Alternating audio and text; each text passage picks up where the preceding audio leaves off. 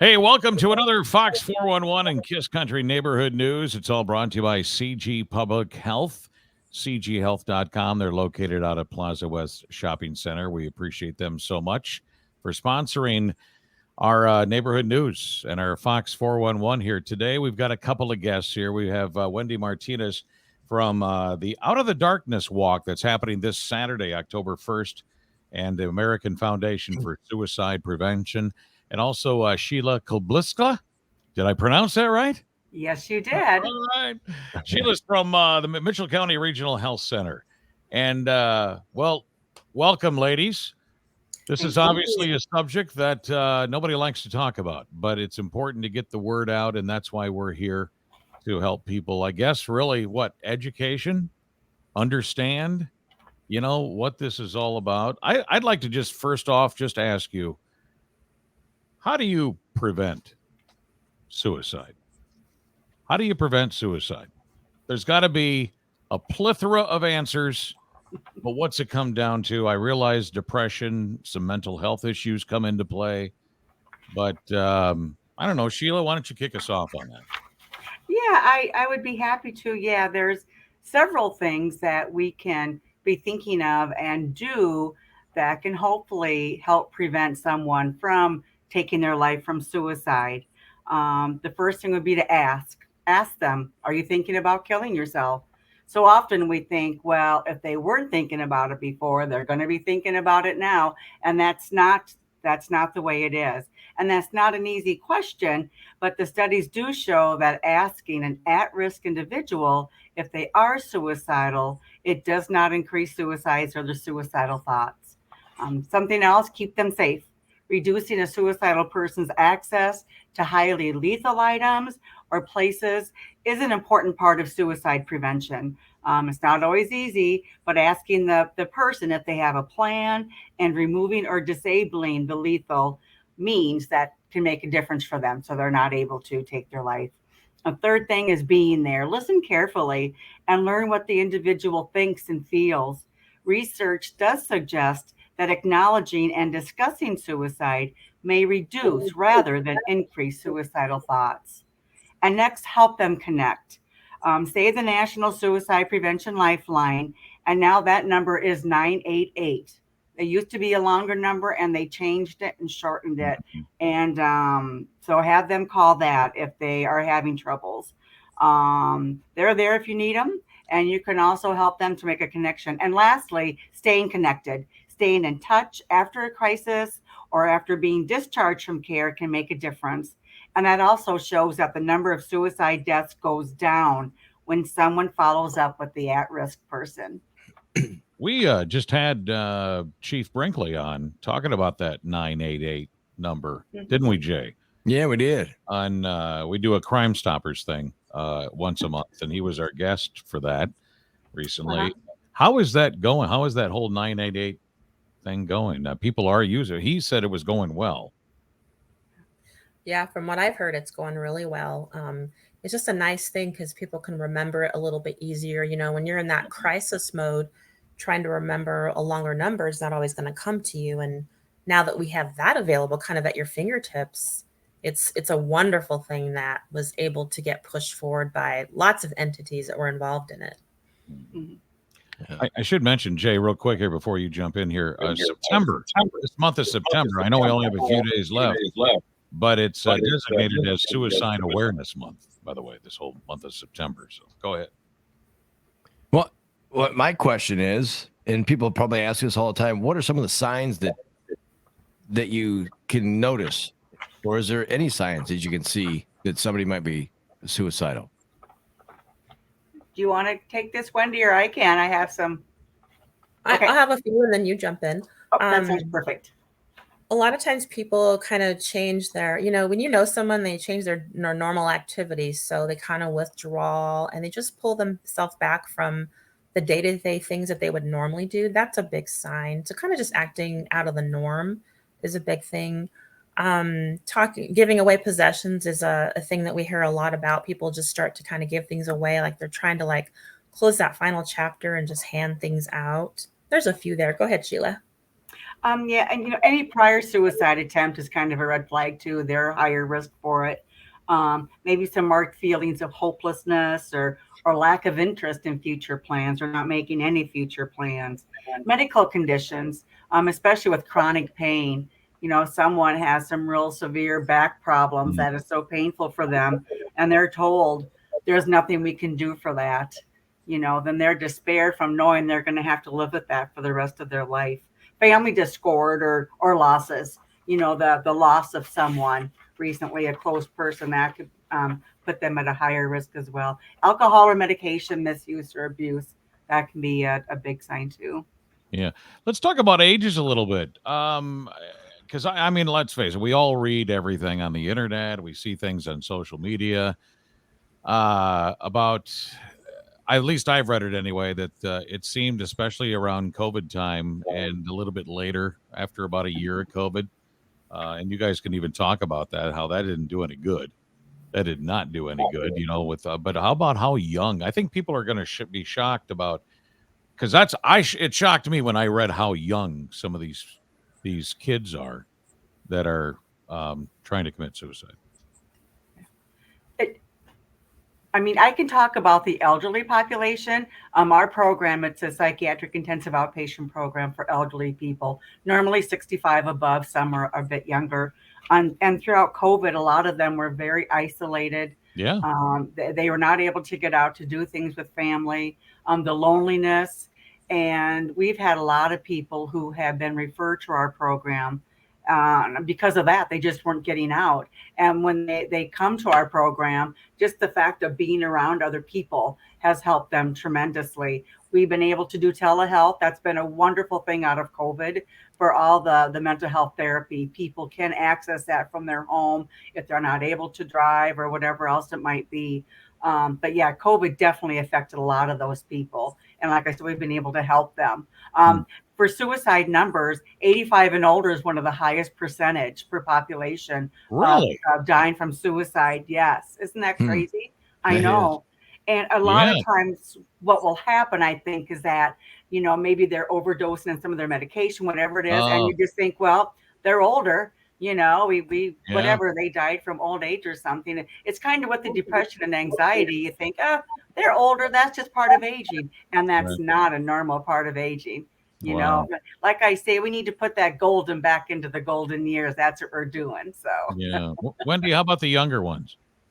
Well, I've seen statistics from, let's say, ages 10, which is pretty young, to 15, Harry, when you bring that up. And it's really hard in our minds to fathom that someone that young can cognitively kind of think and to be able to complete a suicide. A lot of different things play a role in that. There could be some, mental challenges they might have that are kind of underlying.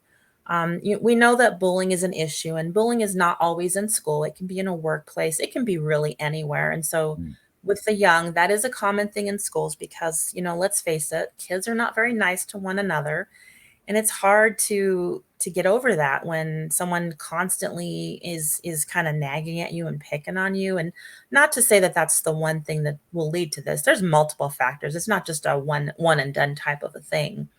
And then we get a little bit older into our teen years, even a little bit older, and it's the second leading cause of death among our young in Iowa, and like the 10th overall. We're a higher state for it, and it's definitely a public health crisis, and we need to be able to have platforms like this, and we need to be able to talk about it for sure.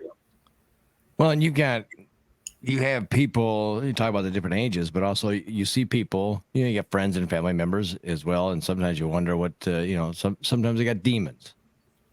And yeah. So this is strange for me to talk about this because I had a relative that did it and his birthday's today. Oh. So it was my wife's nephew. He would have been 30 today. And he did it earlier this year. And it was one of those things. His family, he had a little boy.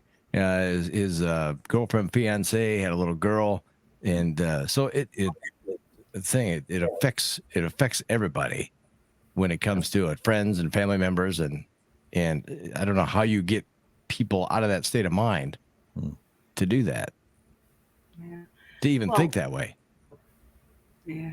And again, Well, you're I right. think It does affect everybody. And I think everybody has been affected one way or another, from suicide. One thing is verbiage for it. Instead of saying commit suicide, they really would like us to say died from suicide. It just makes it, kind of more human. And it's like, somebody died from cancer. They don't commit cancer, so they're trying to help break down that stigma, even change the verbiage and how we do talk about it. And hopefully by doing that, it will help those who are really depressed or thinking about it be more apt to visit with a family or a professional or somebody else about it. But talking to him, you could never know that he would even think about it. You know what I mean? He's a happy-go-lucky kind of guy. Mhm.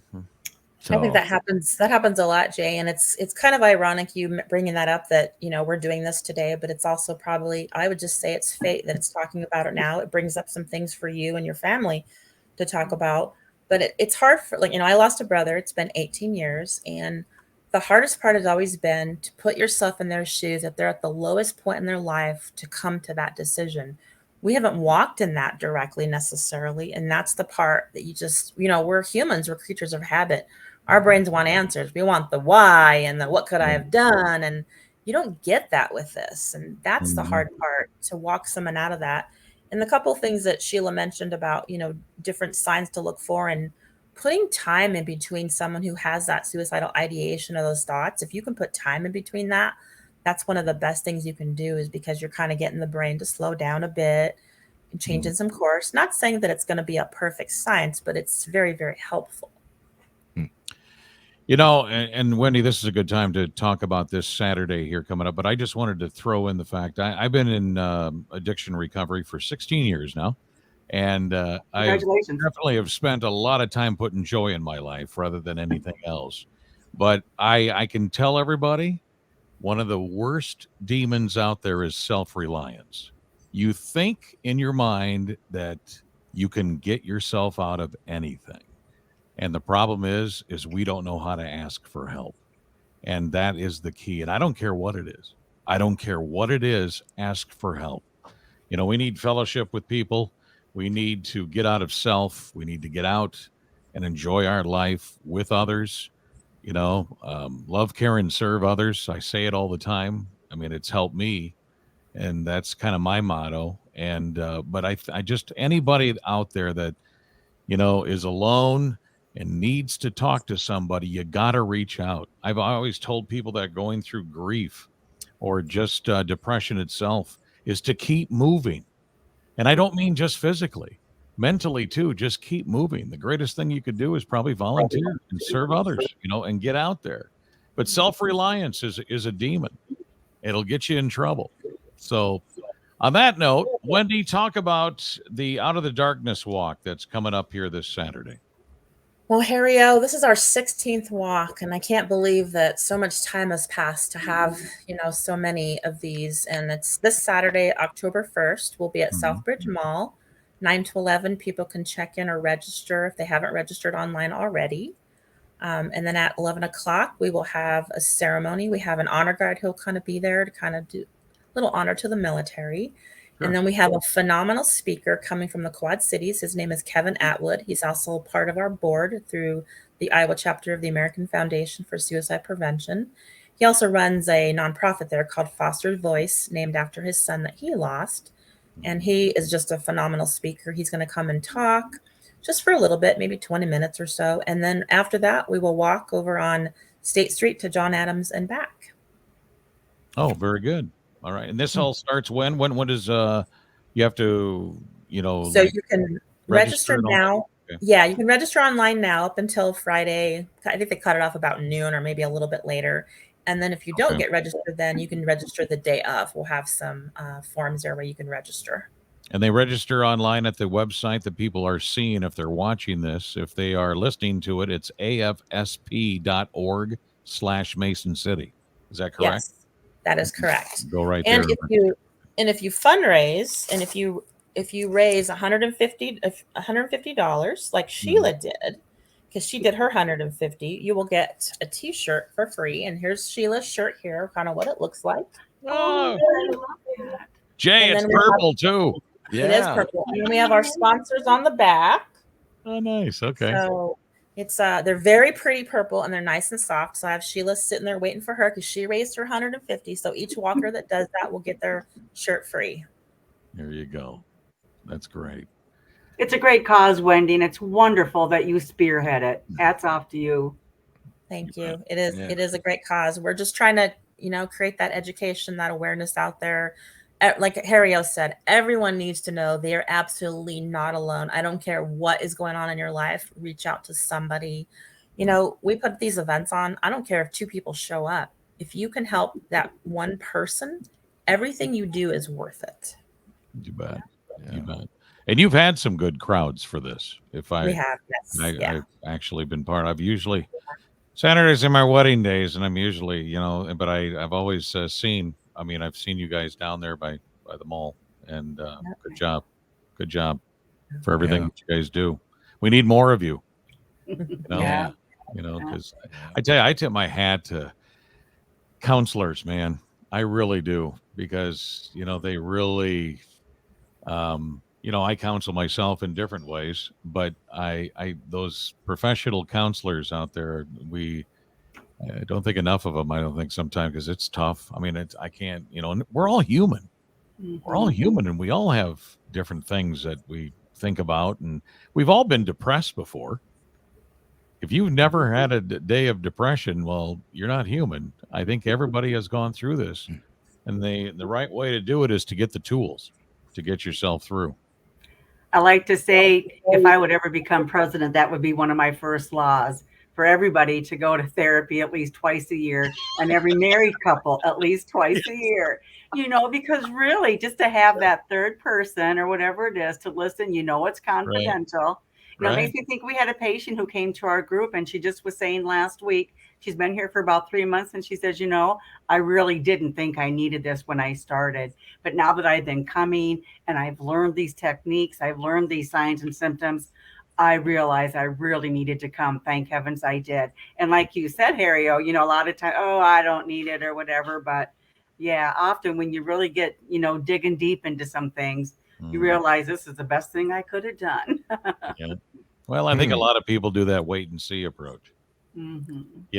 And that's all part of that whole self-reliance thing. Yeah. It's just Pull up your bootstraps. Yeah, exactly. The most beautiful person is a person who lets them show their vulnerable side. That's all it is. Yep. You just have to show it, because we all have it, and it doesn't matter.